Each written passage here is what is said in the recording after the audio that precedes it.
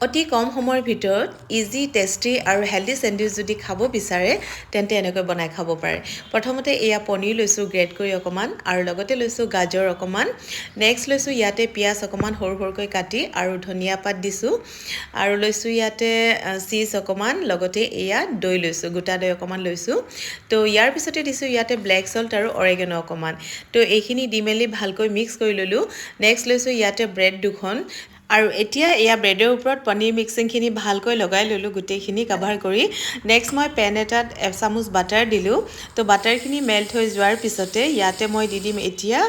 যিখিনি বনাই ৰাখিছিলোঁ মানে চেণ্ডউইচটো বনাই ৰাখিছিলোঁ যে সেই চেণ্ডউইচটো ইয়াতে এতিয়া গৰম কৰি ল'ম তো এইখিনি ভালকৈ উলট পালটকৈ এনেকৈ গৰম কৰি ললোঁ